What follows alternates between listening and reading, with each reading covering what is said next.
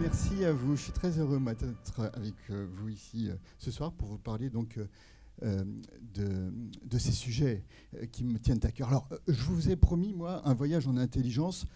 On laisse la réalité virtuelle là où elle est, on laisse TF1, on laisse le média training quelques secondes. On va parler de la communication par l'image. Et je vous propose d'observer cette image. Je pensais il y a quelque temps qu'effectivement, on vivait dans le siècle de la communication. Et puis je me retrouve au fin fond de la grotte des Combarelles, aux Zézy à Taillac, aux Zézy de Taillac, en Dordogne, à plusieurs centaines de mètres de l'entrée. Il y a des personnes parmi vous qui ont déjà visité cette grotte ou pas? Oui, oui. 45 personnes par jour. Hein. Il faut se lever tôt le matin, il faut y aller, mais c'est extraordinaire. Vous vous retrouvez face à cette image, et là, qu'est-ce que vous voyez? Un couple de rennes qui a été peint à l'ocre il y a 13 000 ans. On est à la fin de la dernière période glaciaire. On sait que ce sont des rennes avec un mâle et une femelle. Le mâle est plus gros. Combien de personnes parmi vous voient ici dans cette image une situation de domination du mâle sur la femelle? 1, 2, 3, 4, 5, 6. Je vous arrête là tout de suite. J'ai commis la même erreur que vous. Qu'il est mort? Non, il n'est pas mort. Alors, celui qui se trouve à votre droite, c'est une femelle. On reconnaît la femelle parce qu'elle a des bois plus petits. Et en fait, c'est pas du tout une scène de domination.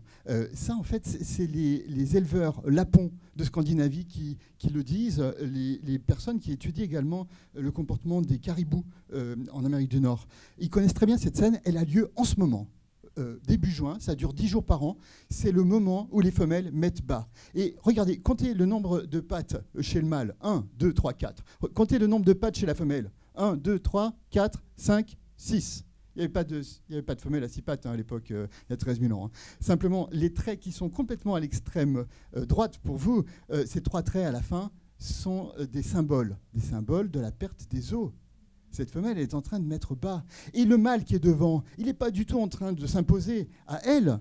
Il lui lèche le front. Il l'accompagne. C'est une scène d'une extraordinaire tendresse.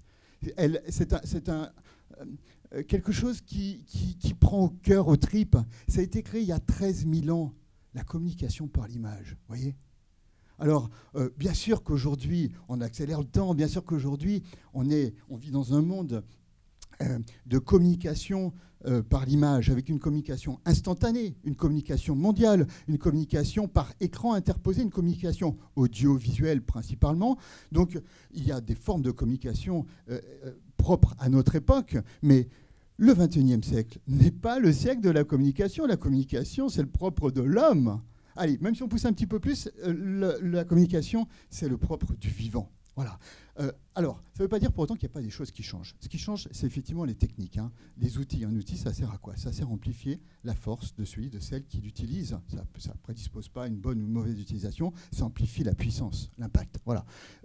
Et donc, aujourd'hui, forcément, on est amené, dans cette forme de communication, en entreprise particulièrement, eh bien, à subir les conséquences et à profiter des bénéfices de ces nouvelles techniques de communication.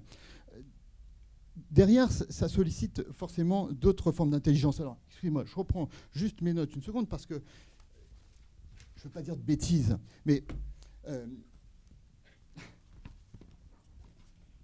pour transmettre un signal d'alerte quand l'environnement change, il faut savoir bien se préparer à l'adaptation ou à la fuite, puisqu'il n'y a pas 36 comportements possibles hein, face à un danger, et faire preuve de résilience. Ça, c'est l'intelligence contextuelle. L'intelligence situationnelle, pour transmettre un message cohérent, une attitude qui rassure, une attitude qui séduit, qui convainc. Il faut savoir utiliser son propre corps avec une grande précision pour montrer son intention. Il ne faut pas qu'il y ait d'incohérence, d'incongruence entre ce que l'on dit et ce que l'on montre. Ça, c'est quelle forme d'intelligence? L'intelligence du corps, oui. Troisième forme d'intelligence, pour transmettre un cap, un projet, embarquer le collectif. Là c'est une intelligence qui est utile pour vous, leaders. Il faut pouvoir se projeter dans le temps, penser l'avenir, diagnostiquer les faiblesses, les ressources, planifier les actions. Ça, c'est l'intelligence stratégique. Allez, je vais accélérer parce que c'est un peu fastidieux ma présentation. J'ai envie de faire un point, moi, juste sur 2 formes d'intelligence. les ressentis et les valeurs.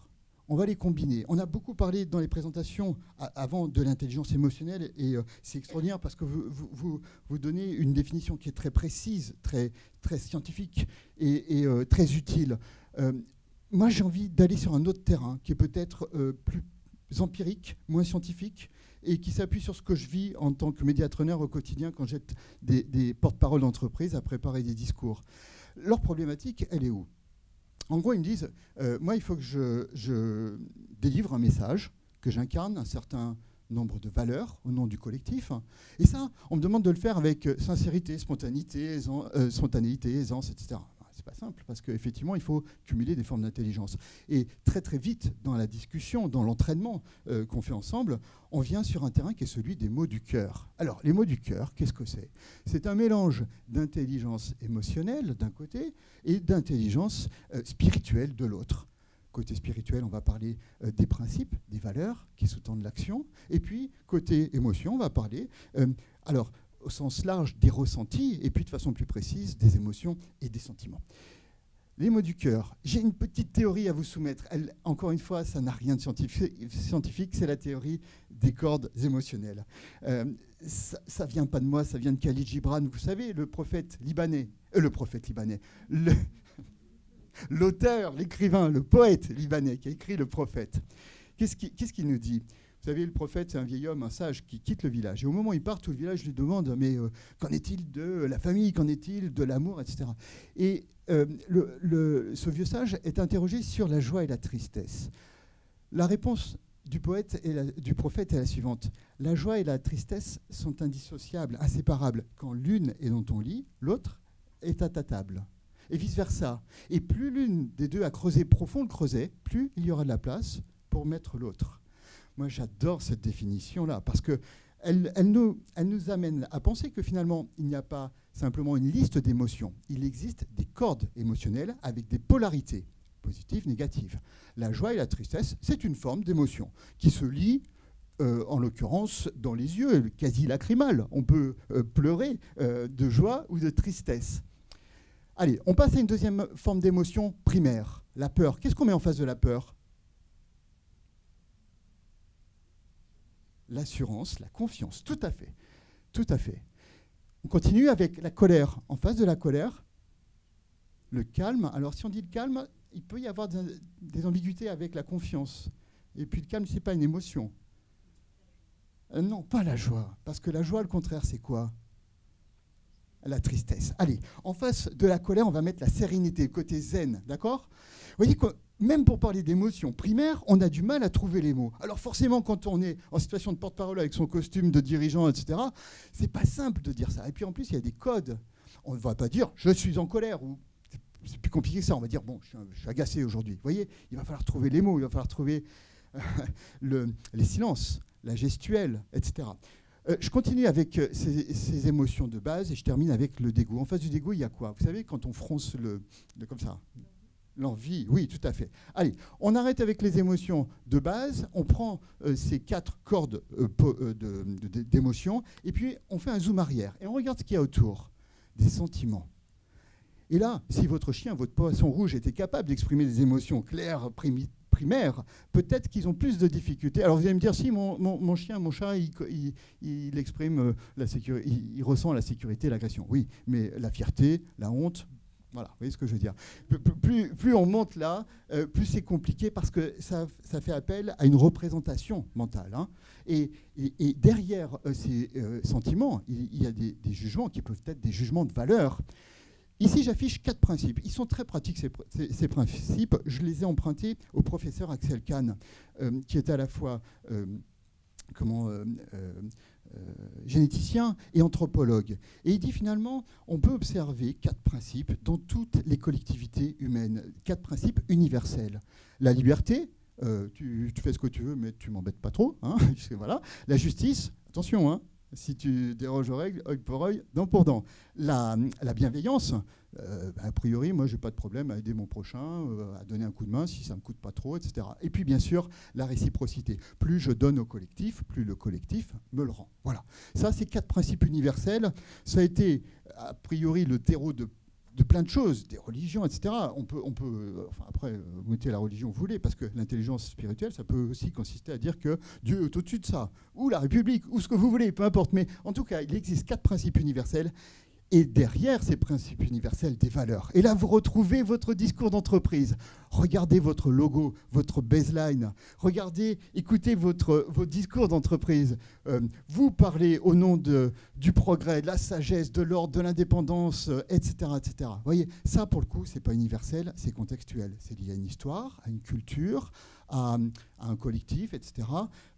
On a dans le cercle du leadership, On the Moon, un cabinet qui travaille sur ces problématiques de rituels d'entreprise et qui propose des travaux et des réflexions très intéressantes. Voilà.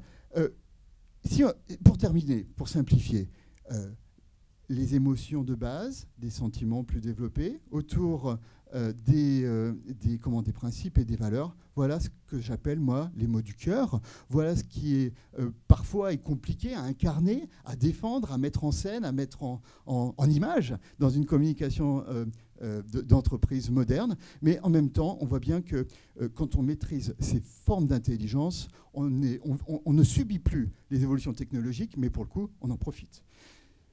Écoutez, moi, je vais juste terminer avec cette petite devinette.